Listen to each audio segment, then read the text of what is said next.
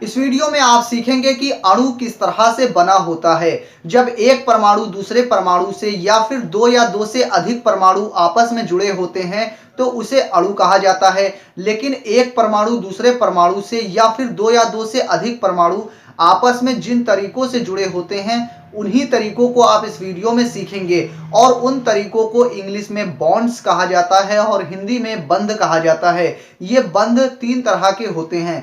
पहला वैद्युत संयोजक बंध या फिर आयनिक बंध, और दूसरा सहसंयोजक बंध, और तीसरा उप सहसंयोजक बंध। तो इन तीनों ही बॉन्ड्स को आप इस वीडियो में डिटेल में जानेंगे। तो चलिए बढ़ते हैं इस वीडियो में आगे और समझते हैं इन तीनों ही बॉन्ड्स को डिटेल में। स्वागत है आप सभी का आपके अपने चैनल जैक सर में।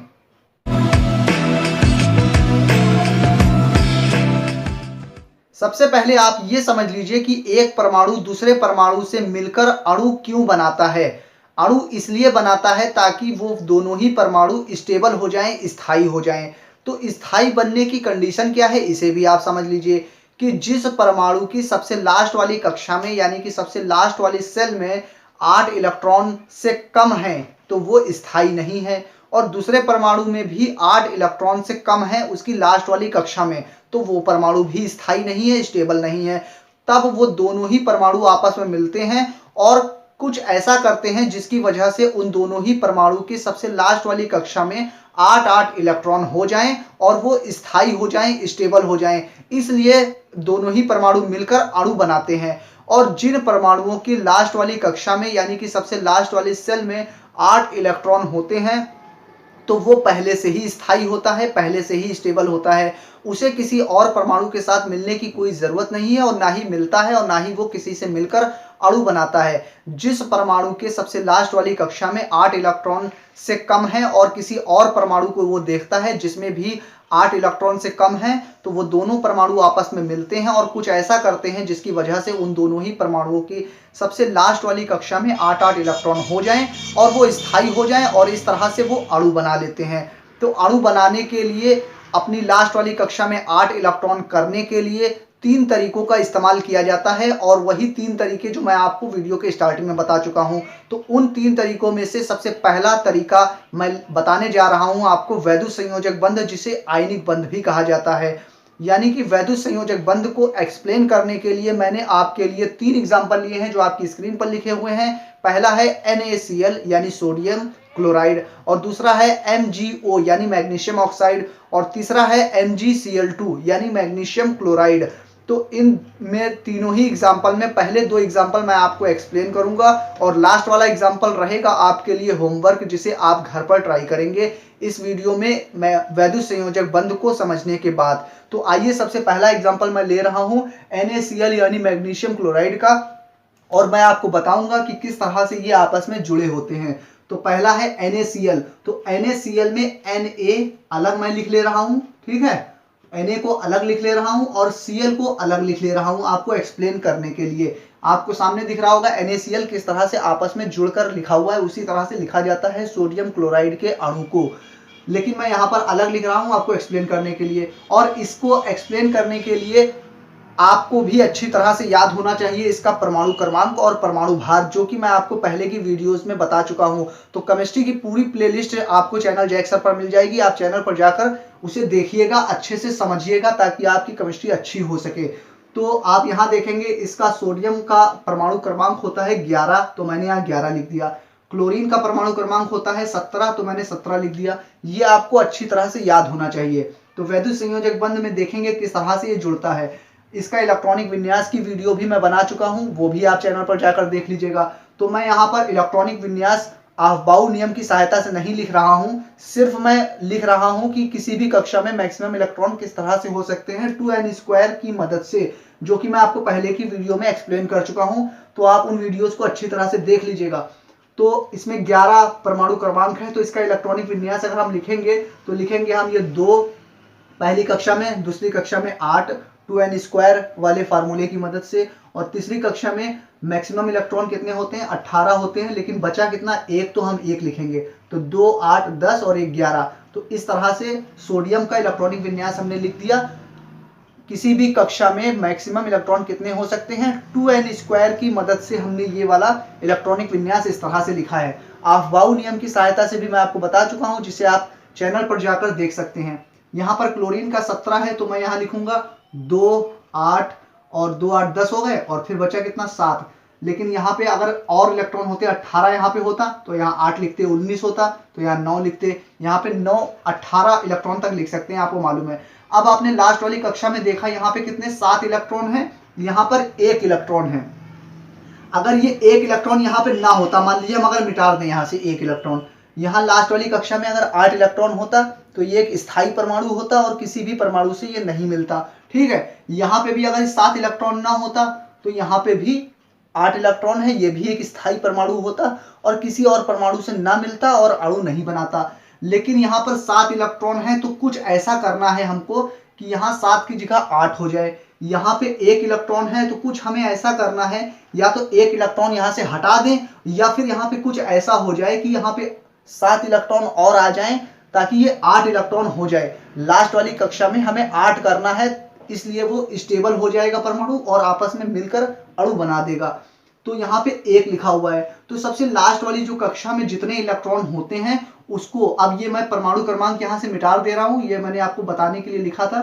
ठीक है, उसके बाद यहाँ परमाणु जब अणु बनाते हैं तो किस तरह से, इसकी लास्ट वाली जो कक्षा में जितने इलेक्ट्रॉन होते हैं उसको इसके ऊपर लिखा जाता है। किस तरह से, 1, 2, 3, 4, 5, 6 और एक 7 हमने यहाँ बूंदी से दिखा दिया, 7 बूंदी बना दी। तो इस तरह से लास्ट वाली कक्षा में जितने इलेक्ट्रॉन हैं वो हमने बूंदी से किसी भी सिंबल से दिखा दिया कि हाँ 7 इलेक्ट्रॉन है लास्ट वाली कक्षा में। इसकी लास्ट वाली कक्षा में 1 इलेक्ट्रॉन है, तो हमने इसको एक अलग सिंबल से दिखा दिया, ये क्रॉस बनाकर। तो एक अलग सिंबल हमने बना दिया कि इससे पता चल रहा है कि सोडियम की लास्ट वाली कक्षा में 1 इलेक्ट्रॉन है। तो अब हमें क्या करना है, 1 इलेक्ट्रॉन इसको दे देगा। ये वैद्युत संयोजक बंध इसी तरह से बनाया जाता है, जब 1 या 2 इलेक्ट्रॉन है लास्ट वाली कक्षा में तो वो किसी दूसरे परमाणु को दे देता है, तो वो दे देगा, हम ऐसे तीर के द्वारा दिखा देंगे ऐसे। ठीक है, तो पहले हमने ऐसे दिखा दिया और दोबारा में हम क्या दिखाएंगे इसको, ये हो जाएगा सोडियम। ये 1 जो था ये तो इधर चला गया क्लोरीन के पास, तो यहाँ पे 2 पहले जो था वो हमने वैसे ही बूंदी बना देंगे जो पहले था क्लोरीन का पहले से ही। और ये वाला जो कट्टम, ये क्रॉस हमने बनाया है सोडियम के इलेक्ट्रॉन के सिंबल के लिए, वो यहाँ पर आ गया है, अब हम यहाँ पर दिखा देंगे। तो पहला हमने इस तरह से दिखा दिया, यानी कि 1 इलेक्ट्रॉन इसका यहाँ चला गया, तो इस तरह से यहाँ पे अब 8 इलेक्ट्रॉन हो गए, तो यहाँ पे अब हो गए 8 इलेक्ट्रॉन। ठीक है, और यहाँ पे 1 इलेक्ट्रॉन हट गया। अब आपने देखा कि इसकी लास्ट वाली कक्षा में 8 इलेक्ट्रॉन हो गए, इसकी लास्ट वाली कक्षा में 8 इलेक्ट्रॉन हो गए। अब ये एक स्थायी परमाणु बन गया, सोडियम भी बन गया और क्लोरीन भी स्थायी परमाणु बन गया। यहाँ पर आपने देखा, यहाँ 8 इलेक्ट्रॉन, यहाँ भी 8 इलेक्ट्रॉन हो गए। अब जब ये बन गया तो एक पहले हमने इस तरह बनाया, फिर इस तरह लिखा, और तीसरी लाइन में इस तरह से लिखेंगे हम कि सोडियम, और जब कोई परमाणु किसी अपने इलेक्ट्रॉन किसी को देता है तो उसके ऊपर प्लस का चार्ज जाता है, पॉजिटिव चार्ज आता है। तो 1 इलेक्ट्रॉन दिया है इसलिए हम 1 प्लस का सिंबल बनाएंगे, 2 दिया होता तो 2 बनाते, 3 होता तो 3 यहाँ लिख देते, 4 होता तो 4 लिख देते, लेकिन 1 दिया है तो सिर्फ हमने 1 प्लस बना दिया, इसका मतलब 1 इलेक्ट्रॉन किसी को दिया है। क्लोरीन का हम इस तरह से लिखेंगे क्लोरीन, और इसने किसी से 1 इलेक्ट्रॉन लिया है इसलिए माइनस का चार्ज इस पे आ जाता है। तो sodium plus ion, chlorine minus ion, इस तरह से हो जाता है। अब आप देखेंगे यहाँ पर पहली लाइन में हमने इस तरह से लिखा, ये विन्यास हमने आपको समझाने के लिए लिखा है, अगर आप इसे ना लिखें तो भी कोई बात नहीं, अगर आपके माइंड में आ रहा है तो। पहली लाइन इस तरह से लिखेंगे, दूसरी इस तरह से, तीसरी आप इस तरह से लिखेंगे, इस पे प्लस का चार्ज आ गया, इस पे माइनस का चार्ज, यानी 1 इलेक्ट्रॉन इसने इसको दे दिया। ठीक है, अब आप देखिए सोडियम पे प्लस का चार्ज है, क्लोरीन पे माइनस का चार्ज है। जब अलग अलग अपोजिट चार्ज होते हैं तो वो एक दूसरे को आकर्षित करते हैं, एक दूसरे को अट्रैक्ट करते हैं, इसलिए सोडियम और क्लोरीन आपस में जुड़ जाएंगे। ठीक है, तो यहाँ पे आप देख रहे हैं चार्ज, ये जो चार्ज है इन चार्ज की वजह से आपस में जुड़ रहे हैं, इसीलिए इसे वैद्युत संयोजक बंध भी कहा जाता है। तो ये सोडियम प्लस और क्लोरीन माइनस, इसलिए इस तरह से क्लोरीन सोडियम क्लोराइड का अणु इस तरह से बन जाता है। अब इसकी आप डिफिनीशन समझ लीजिए, जब एक परमाणुओं के मध्य इलेक्ट्रॉनों के स्थानांतरण से जो बंध बनते हैं उसे वैद्युत संयोजक बंध कहा जाता है। जब परमाणुओं के मध्य इलेक्ट्रॉनों के स्थानांतरण से, यानी कि ट्रांसफर ऑफ इलेक्ट्रॉन, यानी इलेक्ट्रॉन का जब ट्रांसफर होता है तब जो बंध बनते हैं उसे क्या कहा जाता है, वैद्युत संयोजक बंध या फिर आयनिक बंध कहा जाता है। तो इस तरह से NaCl का ये अणु बनता है।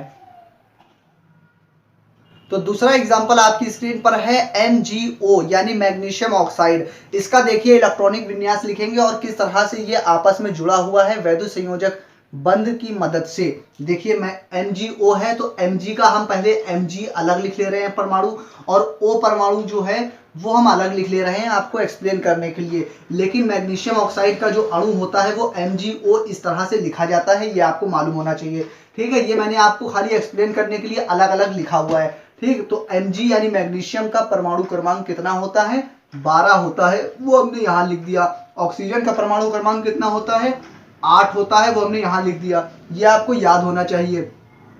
उसके बाद यहाँ मैग्नीशियम का इलेक्ट्रॉनिक विन्यास अगर हम लिखेंगे तो किस तरह लिखेंगे, 2 8 और 2, 2 8 10, 10 2 12। सबसे पहली कक्षा में सबसे ज्यादा इलेक्ट्रॉन कितने हो सकते हैं, 2, दूसरी कक्षा में 8 और तीसरी कक्षा में 18 हो सकते हैं, लेकिन बचे 2 ही हैं इसलिए हमने 2 लिख दिया। तो मैग्नीशियम का इस तरह से इलेक्ट्रॉनिक विन्यास किसकी सहायता से लिखा, 2n² की मदद से। तो हमने किसी भी कक्षा में कितने इलेक्ट्रॉन हो सकते हैं यहाँ हमने लिख लिया। और यहाँ हम लिखेंगे इसका 2 और यहाँ 6, 2 और 6 लिखा हमने यहाँ पर। 2 पहली कक्षा में, दूसरी कक्षा में अधिकतम 8 इलेक्ट्रॉन हो सकते हैं और उससे कम भी हो सकते हैं, तो बचे 6 ही हैं। पहले 2 लिख दिया, फिर बचे 6 तो हमने 6 लिख दिया। 2 और 6 8 हो गए, तो 8 इसका इलेक्ट्रॉनिक विन्यास कंप्लीट हो गया। अब हमें देखना यह है कि इसको स्थायी बनाने के लिए क्या करना पड़ेगा।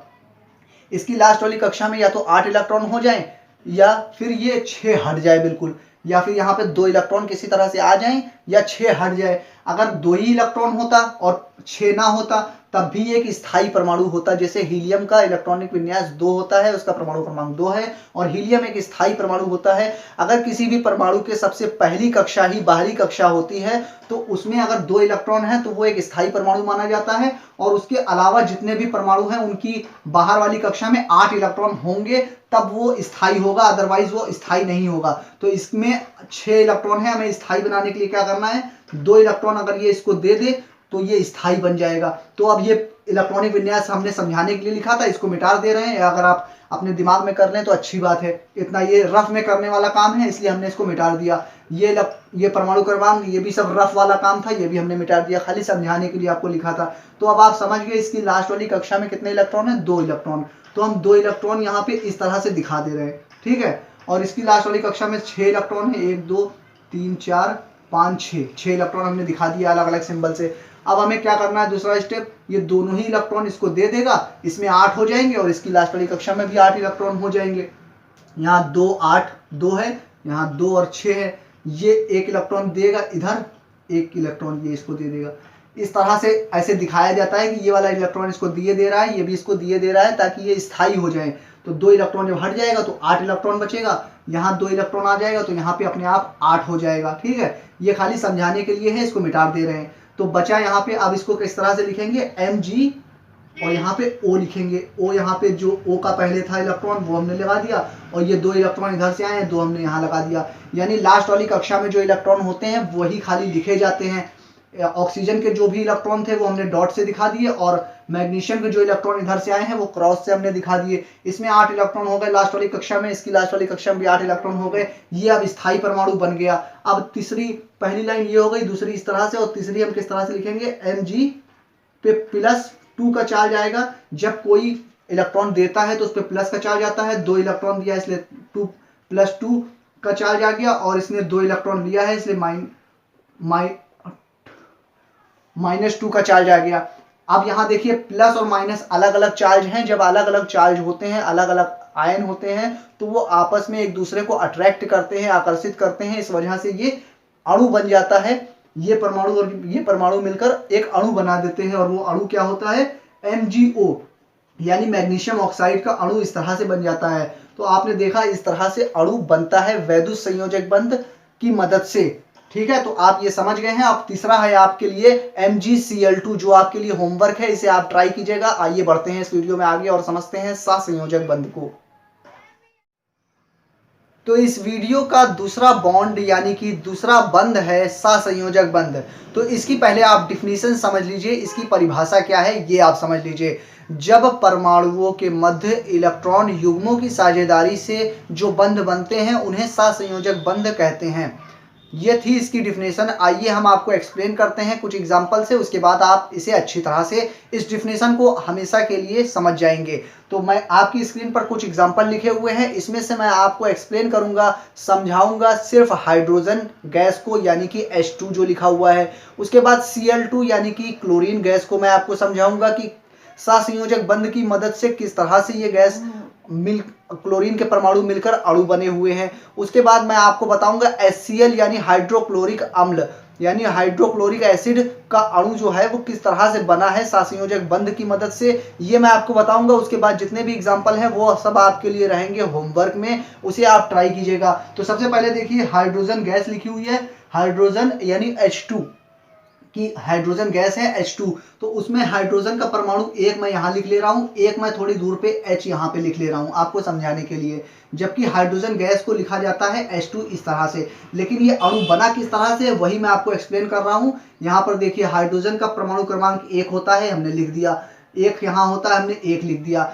अब ये सिर्फ मैंने आपको बताने के लिए लिख दिया, ये आप लिखिए चाहे ना लिखिए कोई ज़रूरत की बात नहीं है, ये आपको याद होना चाहिए, ठीक है। और इसकी बाहरी कक्षा में जब एक ही इलेक्ट्रॉन है तो बाहरी कक्षा में भी एक ही इलेक्ट्रॉन होगा। तो एक इलेक्ट्रॉन को दिखाने के लिए हमने यहाँ पे एक अलग सिंबल से दिखा दिया, क्रॉस से, यहाँ पे हमने डॉट से दिखा दिया, यानी इसके पास भी एक इलेक्ट्रॉन है, इसके पास भी एक इलेक्ट्रॉन है।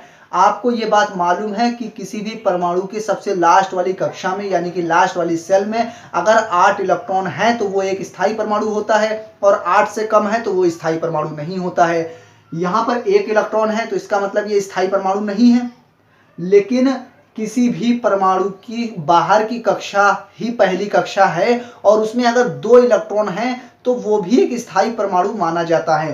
तो इसमें हमें 8 इलेक्ट्रॉन करने की जरूरत नहीं है, हमें इसमें कुछ ऐसा करना है कि इसके पास भी 2 इलेक्ट्रॉन हो जाएं और इसके पास भी 2 इलेक्ट्रॉन हो जाएं, ताकि ये भी स्थायी हो जाए, ये भी स्थायी हो जाए, यानी कि स्टेबल हो जाए। तो हम क्या करेंगे, एक इलेक्ट्रॉन वैद्युत संयोजक बंध में आपने क्या देखा था, एक इलेक्ट्रॉन इसको दे दे, हम अगर इस तरह से दिखाएंगे तो ये एक इलेक्ट्रॉन इसको दे देगा।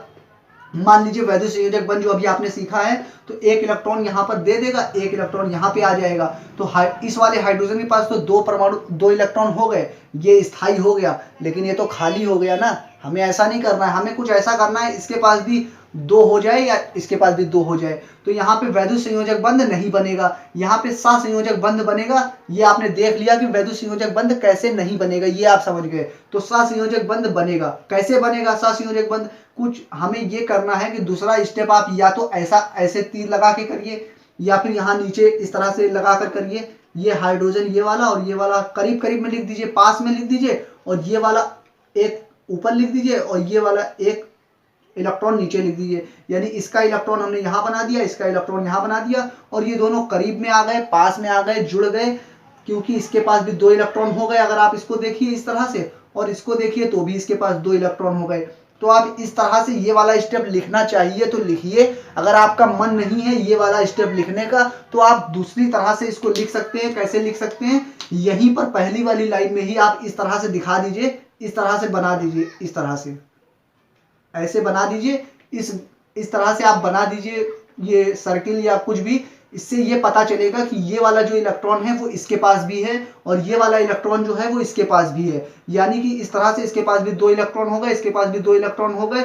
इसलिए आप यहाँ पे लिख सकते हैं, ये जब ये यहाँ पे आपने एक इलेक्ट्रॉन और एक इलेक्ट्रॉन, तो जब 2 इलेक्ट्रॉन आपस में जुड़े होते हैं इस तरह से तो इसे सहसंयोजक बंध कहते हैं। तो इसकी डिफिनीशन फिर से आप समझ लीजिए, जब परमाणुओं के मध्य इलेक्ट्रॉन युग्मों की, युग्म मतलब 2 इलेक्ट्रॉन, जब इलेक्ट्रॉन युग्मों की साझेदारी से आपस में परमाणु जुड़े होते हैं तो उसे सहसंयोजक बंध कहते हैं। तो आप ये वाला स्टेप इस तरह से दिखा दीजिए या इस तरह से दिखा दीजिए, और फिर फाइनल स्टेप आप इस तरह से दिखा सकते हैं, एक H ऐसे लिखिए और एक ऐसे लाइन लगा दीजिए बीच में। इसका मतलब एक इलेक्ट्रॉन ये वाले पॉइंट पे समझ लीजिए कि इसका इलेक्ट्रॉन है, इस वाले पॉइंट पे एक इलेक्ट्रॉन इसका है। तो इस लाइन को क्या कहा जाता है, बॉन्ड कहा जाता है, बंध कहा जाता है। तो ये अगर एक लाइन है तो इसे सिंगल बॉन्ड कहेंगे, अगर 2 लाइनें होती तो इसे डबल बॉन्ड कहते, अगर 3 लाइनें होती तो इसे ट्रिपल बॉन्ड कहते। तो हाइड्रोजन परमाणु जो है, हाइड्रोजन गैस जो है वो सिंगल बॉन्ड से जुड़ा होता है और सहसंयोजक बंध के द्वारा जुड़ा होता है। तो इस तरह से हाइड्रोजन का अणु बनता है। आइए अगला एग्जांपल हम लेते हैं आपके लिए। अगला एग्जांपल क्या है? अगला एग्जांपल है आपकी स्क्रीन पर क्लोरीन गैस। तो क्लोरीन का Cl2 है, तो Cl2 हम लिखेंगे यहाँ पर, Cl एक यहाँ लिख दिया, एक Cl हमने यहाँ लिख दिया। इसका 17 परमाणु क्रमांक होता है, वो आपको मालूम है, याद होना चाहिए, यहाँ लिखने की कोई जरूरत नहीं है। इलेक्ट्रॉनिक विन्यास इसका क्या होगा? 2 8 7, और इसका भी इसी तरह से 2 8 7 यहाँ पे आएगा। लेकिन ये तो सिर्फ समझाने के लिए लिख रहे हैं, आपको मालूम होना चाहिए इसकी लास्ट वाली कक्षा में 7 इलेक्ट्रॉन है। ठीक है, ये आप रफ में काम कीजिए। लास्ट वाली कक्षा में 7 इलेक्ट्रॉन है, हमें 8 बनाना है। तो लास्ट वाली कक्षा में 7 इलेक्ट्रॉन है, तो हम यहाँ क्या करेंगे?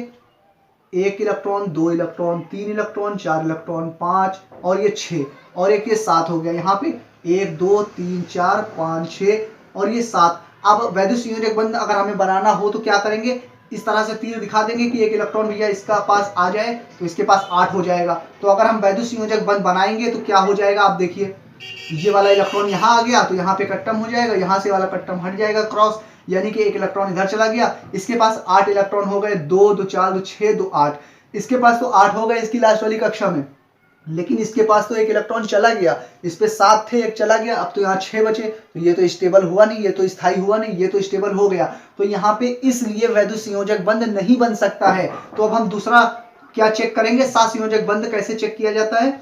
यहाँ पे इसका ये इलेक्ट्रॉन है, दूसरी स्टेप मैंने आपको बताया था, इन दोनों को करीब में लिखिए और किस तरह से लिख दीजिए। दूसरा स्टेप Cl और 1 2 3 4 5 6 और ये कि 7, और ये दूसरा वाला Cl यहाँ लिखिए, 1 2 3 4 5 6, और ये वाला जो है, ये वाला जो बीच वाला इलेक्ट्रॉन है, एक यहाँ ऊपर लिख दीजिए और ये यहाँ नीचे लिख दीजिए। इससे पता चल जाएगा कि ये 8 इलेक्ट्रॉन इधर भी हो गए, 8 इलेक्ट्रॉन इधर भी हो गए। ये वाला स्टेप लिखने का मन है तो लिखिए, नहीं लिखने का मन है तो यहीं पर आप इस तरह से ऐसे बना दीजिए। इसका मतलब हो गया कि ये वाला इलेक्ट्रॉन इसके भी साथ है और ये वाला इलेक्ट्रॉन इसके भी साथ है। इस तरह से इसके पास भी 8 इलेक्ट्रॉन हो गए, इसके पास भी 8 इलेक्ट्रॉन हो गए। और दूसरा स्टेप, ये वाला नहीं लिखने का मन है, ना लिखिए, मन है तो लिख सकते हैं, ठीक है। और दूसरा स्टेप जो आपको लिखना है, क्या लिखेंगे आप? यहाँ Cl लिखेंगे और सिंगल बॉन्ड Cl लिखेंगे। इसका मतलब ये हो गया, इसकी लास्ट वाली कक्षा में 8 इलेक्ट्रॉन तो हमने दिखा दिया, यहाँ कंप्लीट हो गए। यहाँ पे सिंगल बॉन्ड से जुड़ा है क्योंकि 1 इलेक्ट्रॉन युग्म की साझेदारी से बना है। 1 इलेक्ट्रॉन युग्म मतलब 2 इलेक्ट्रॉन को युग्म कहा जाता है और 1 युग्म, ठीक है। तो एक बार में 2 इलेक्ट्रॉन, मान लीजिए यहाँ 2 इलेक्ट्रॉन, यहाँ पे एक और इलेक्ट्रॉन होता, एक यहाँ बूंदी और होती, वो भी एक और जुड़ता आपस में, तब यहाँ डबल बॉन्ड लगाते, ठीक है। ये इस तरह से बॉन्ड होता है। तो यहाँ पे 1 इलेक्ट्रॉन युग्म की साझेदारी से बना है, तो ये सिंगल बॉन्ड हम यहाँ पर लगाएंगे। क्लोरीन परमाणु जो है, क्लोरीन अणु जो है, क्लोरीन गैस, वो सिंगल बॉन्ड से जुड़ा होता है और सहसंयोजक बंध द्वारा बना होता है। तो आप हाइड्रोजन भी समझ गए किस तरह से बनता है हाइड्रोजन गैस, और क्लोरीन भी समझ गए किस तरह से बनता है। अब HCl भी आप देख लीजिए, उसके बाद जितने भी हैं वो सब आपके लिए रहेंगे होमवर्क। तो HCl का परमाणु लिखने के लिए HCl यहाँ लिख रहे हैं, H यहाँ पे, Cl थोड़ा दूर लिख रहे हैं। यहाँ की लास्ट वाली इलेक्ट्रॉनिक इसका परमाणु क्रमांक 17 होता है, इसका परमाणु क्रमांक 1 होता है। लेकिन लिखिए चाहे ना लिखिए, आपका कोई जरूरत नहीं है। आपको मालूम है इसकी लास्ट वाली कक्षा में 7 इलेक्ट्रॉन होते हैं, तो हम यहाँ दिखा दे रहे हैं 1 2 3 4 5 6 और ये 7। इसकी लास्ट वाली कक्षा में 1 ही इलेक्ट्रॉन है। यहाँ पे हमें सहसंयोजक बंध से दिखाना है, तो सहसंयोजक बंध दिखाने के लिए क्या करेंगे? यहाँ पे इस तरह से हम इसको दिखा देंगे। इसका मतलब हो गया H सिंगल बॉन्ड Cl। तो HCl जो एसिड है, जो अणु है, वो इस तरह से बना होता है सहसंयोजक बंध के द्वारा, और सिंगल बॉन्ड से दिखाएंगे क्योंकि एक इलेक्ट्रॉन युग्म यानी कि 2 इलेक्ट्रॉन के द्वारा जुड़ा हुआ है तो सिंगल बॉन्ड, 4 इलेक्ट्रॉनों के द्वारा जुड़ा होता तो डबल बॉन्ड, और 6 इलेक्ट्रॉनों के द्वारा जुड़ा होता तो ट्रिपल बॉन्ड दिखाते। तो आप समझ गए कि HCl, हाइड्रोजन और क्लोरीन गैस किस तरह से इनका अणु बना होता है सहसंयोजक बंध की मदद से। तो और बाकी जितने एग्जाम्पल हैं इन सब को आप घर पर ट्राई कीजिएगा। आइए बढ़ते हैं इस वीडियो में आगे। तो लास्ट बॉन्ड आपके सामने है उपसहसंयोजक बंध, जिसे लॉरी और सिडविक नाम के 2 वैज्ञानिकों ने 1923 में बताया था। ये एक विशेष प्रकार का सहसंयोजक बंध है जिसमें 2 परमाणु परस्पर साझे के 1 इलेक्ट्रॉन युग्म द्वारा बंधे होते हैं, लेकिन साझे के लिए इलेक्ट्रॉन युग्म सिर्फ 1 परमाणु के द्वारा दिया जाता है। जो परमाणु साझे के लिए इलेक्ट्रॉन युग्म देता है उसे दाता परमाणु यानी कि डोनर कहते हैं, और जो परमाणु साझे के लिए इलेक्ट्रॉन युग्म को ग्रहण करता है उसे ग्राही परमाणु यानी कि एक्सेप्टर कहते हैं। एग्जाम्पल से आप बेहतर समझेंगे और एग्जाम्पल से मैं आपको एक्सप्लेन करने जा रहा हूं, और इसको एक्सप्लेन करने के लिए मैंने आपके लिए 3 एग्जाम्पल लिए हैं। पहला ओजोन यानी O3, और दूसरा CO यानी कार्बन मोनोऑक्साइड, और तीसरा SO2 यानी सल्फर डाइऑक्साइड, और चौथा SO3 यानी कि सल्फर ट्राईऑक्साइड, जो रहेगा आपके लिए होमवर्क। शुरू के 3 एग्जाम्पल मैं आपको एक्सप्लेन करूंगा। पहला है ओजोन यानी कि O3, तो ओजोन के O 3 है, इसलिए O एक यहाँ लिख लिया, एक O यहाँ लिख लिया, एक O यहाँ लिख लिया। ओजोन का परमाणु क्रमांक आपको मालूम है 8 होता है, और परमाणु क्रमांक 8 है, इसलिए इलेक्ट्रॉनिक विन्यास मैं आपको यहाँ लिख के दिखा दे रहा हूँ। 2 और कितना हो गया, 8 है, इसलिए 6 हो जाएगा। 2 और 6 8 हो गया। इसको हमें 8 बनाना है। किस तरह से बनाएंगे देखिए हम कैसे बना रहे हैं। तो लास्ट वाली कक्षा में 6 इलेक्ट्रॉन है, 1 2 3 4 5 6, 1 2 3 4 5 6, 1 2 3 4 5 6, तो 6 इलेक्ट्रॉन सब में बन गए। अलग अलग सिंबल से हमने दिखा दिया। अब 8 इलेक्ट्रॉन करना है, तो 8 इलेक्ट्रॉन करने के लिए हम क्या करेंगे, पहले इसमें देखिए सहसंयोजक बंध अगर बना दें। 1 इलेक्ट्रॉन देखिए 2 है यहाँ पर, 2 है यहाँ पर, ये है 2, तो यहाँ पे हम क्या कर दें, सहसंयोजक बंध पहले बना देते हैं। एक ये देखिए यहाँ पे इस तरह से हम कर दें, एक इस तरह से हो गया, और दूसरा इलेक्ट्रॉन फिर यहाँ से इस तरह से कर ले हम ऐसे, दूसरा इलेक्ट्रॉन। इसलिए आप ये समझ गए कि ओजोन में जो पहला वाला 2 O है ये डबल बॉन्ड के द्वारा जुड़ गया, डबल बॉन्ड के द्वारा, ठीक है। अब यहाँ पे डबल बॉन्ड के द्वारा यहाँ 6 इलेक्ट्रॉन थे, लेकिन ये वाला भी इलेक्ट्रॉन इसके साथ है और ये इलेक्ट्रॉन भी इसके साथ है, ये इलेक्ट्रॉन इसके भी साथ है और ये वाला इलेक्ट्रॉन इसके भी साथ है। इसलिए यहाँ पे 6 पर इलेक्ट्रॉन थे, तो इसमें भी याले इसके पास 8 इलेक्ट्रॉन हो गए और इसके पास भी 8 इलेक्ट्रॉन हो गए। तो इस तरह से डबल बॉन्ड के द्वारा ये दो परमाणु आपस में जुड़ गए। तो इनका तो काम खत्म हो गया, अब इसकी पिक्चर बची है। तो इसकी पिक्चर को कैसे कंप्लीट किया जाएगा, आपने सहसंयोजक बंध यहाँ देख लिया। अब इसमें बनेगा उप सहसंयोजक बंध। तो उप सहसंयोजक बंध में क्या होता है, ये जो 2 इलेक्ट्रॉन युग्म है ये पूरा एक परमाणु के द्वारा दिया जाता है। इस तरह से दिखाएंगे, यानी कि इस परमाणु का कोई भी इलेक्ट्रॉन साझे में नहीं है, सिर्फ इस वाले परमाणु का साझे में है। यानी कि ये दोनों इलेक्ट्रॉन यहाँ भी आ सकते हैं और यहाँ से यहाँ भी आ सकते हैं। तो जब ये 2 इलेक्ट्रॉन यहाँ आ जाएंगे तो इसके भी 8 हैं और इसके तो 8 ही हैं। इसलिए इसको ऐसे हमने यहाँ पे खाली आपको समझाने के लिए ऐसा बना दिया है। इस डिजाइन को आप बनाइए या ना बनाइए कोई मतलब नहीं है इसका, लेकिन आपको यहाँ पे इसे इस तरह से दिखाना है, इस तीर के द्वारा। ये एक सही तरीका है, यानी कि उप सहसंयोजक बंध को इस तीर से दिखाया जाता है और सहसंयोजक बंध को ऐसे दिखाया जाता है। इस तीर का मतलब होता है कि 2 इलेक्ट्रॉन इधर आए हैं इस वाले परमाणु के पास, ये जो नोक जिसके तरफ है उसके पास 2 इलेक्ट्रॉन इधर से आए हैं, तो इसके भी 8 हो गए और इसके तो 8 ही हैं, क्योंकि ये 2 इलेक्ट्रॉन ऊपर नीचे जा सकते हैं। और यहाँ पे जो सहसंयोजक बंध है इसका मतलब 1 इलेक्ट्रॉन इधर का, 1 इलेक्ट्रॉन इधर का, इसलिए एक सिंगल बॉन्ड, और 1 इलेक्ट्रॉन इधर का, 1 इलेक्ट्रॉन इधर का, एक सिंगल बॉन्ड। ये तो 2 इलेक्ट्रॉन और 2 इलेक्ट्रॉन, 4 इलेक्ट्रॉन, 2 इलेक्ट्रॉन युग्म, 2 इलेक्ट्रॉन इधर और 2 इलेक्ट्रॉन इधर, यानी 2 इलेक्ट्रॉन युग्म जब मिलते हैं तो डबल बॉन्ड बनता है। अगर केवल 2 इलेक्ट्रॉन मिलते तो 1 इलेक्ट्रॉन युग्म होता तो सिंगल बॉन्ड, 2 इलेक्ट्रॉन युग्म है तो डबल बॉन्ड, और 3 इलेक्ट्रॉन युग्म अगर आपस में साझा करते तो ट्रिपल बॉन्ड बनाता सहसंयोजक बंध का, और यहाँ उप सहसंयोजक बंध बनाया। तो इस तरह आप समझ गए सहसंयोजक बंध, उप सहसंयोजक बंध इस तरह से बनता है और सहसंयोजक बंध इस तरह से दिखाया जाता है। अब ये जो इलेक्ट्रॉन युग्म देता है उस परमाणु को क्या कहा जाता है, डोनर कहा जाता है, यानी दाता परमाणु।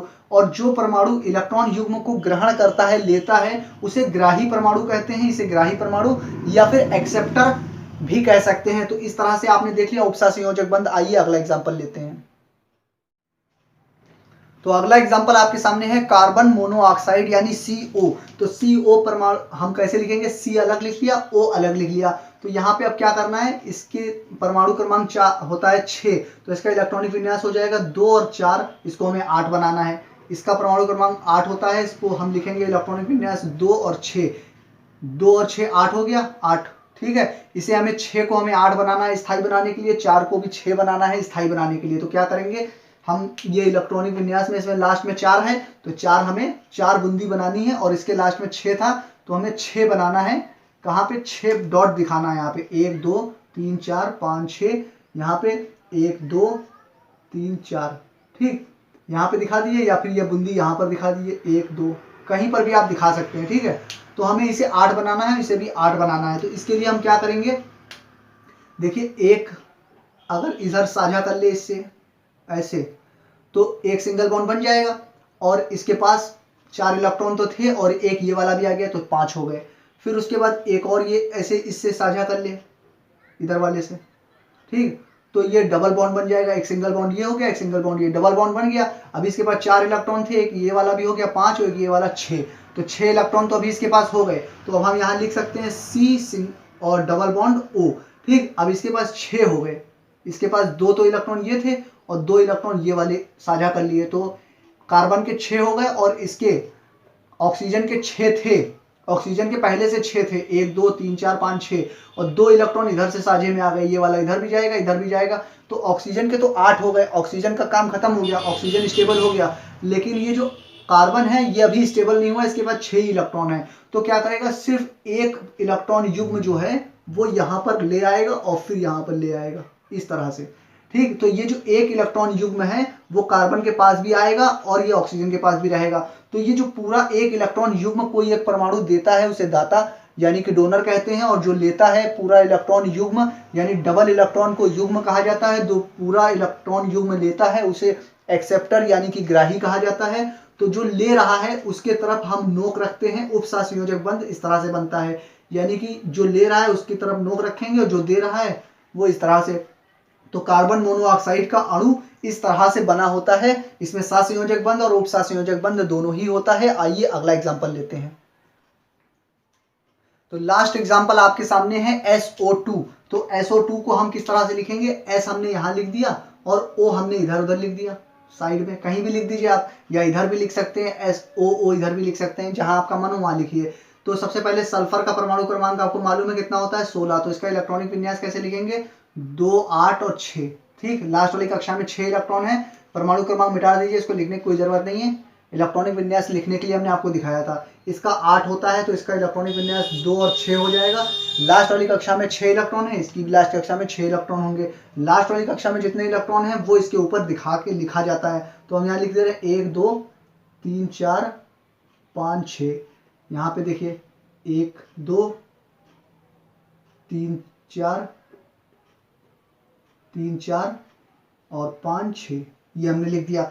उसके बाद इसका जो इलेक्ट्रॉन है वो हम लिख दे रहे हैं, इसका के लास्ट कक्षा में 6 इलेक्ट्रॉन है और इसकी लास्ट कक्षा में जितने इलेक्ट्रॉन है वो भी इसके ऊपर लिखा जाता है। तो 6 इलेक्ट्रॉन यहाँ दिखाएंगे, 1 2 3 4 5 6।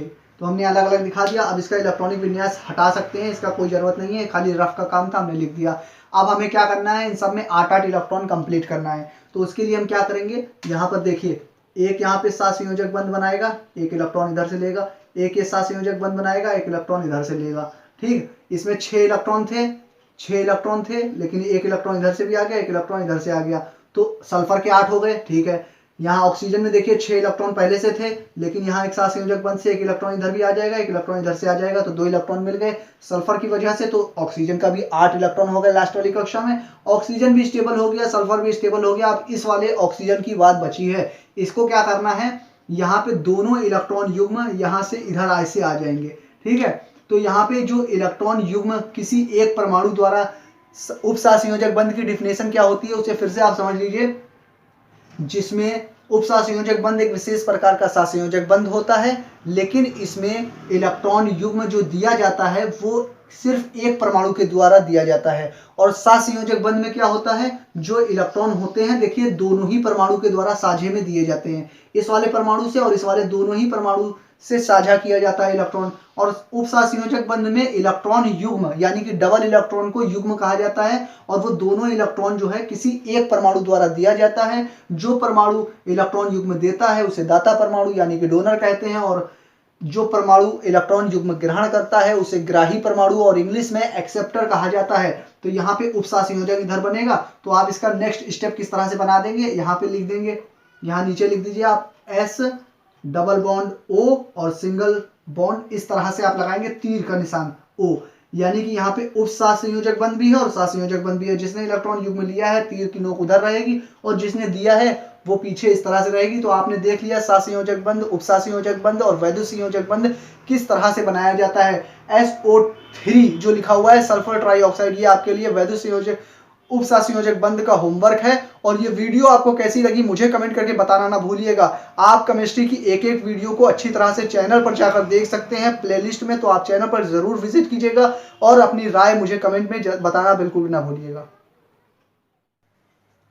अगर आपके दिमाग में कोई सवाल हो तो अपनी राय हमें कमेंट के माध्यम से हम तक पहुंचा सकते हैं, ताकि हम आपकी जरूरत के हिसाब से बेहतर वीडियो ला सकें। अगर ये वीडियो आपको पसंद आई हो तो इसे लाइक और शेयर करना बिल्कुल भी ना भूलिएगा। अगर आप चैनल पर नए हो तो चैनल सब्सक्राइब करके बेल आइकन दबा लीजिए, ताकि आने वाली हर एक नई वीडियो का नोटिफिकेशन आपको समय से मिल सके। मैं फिर हाजिर होऊंगा एक नई वीडियो के साथ, जब तक के लिए बने रहिए जय सर के साथ।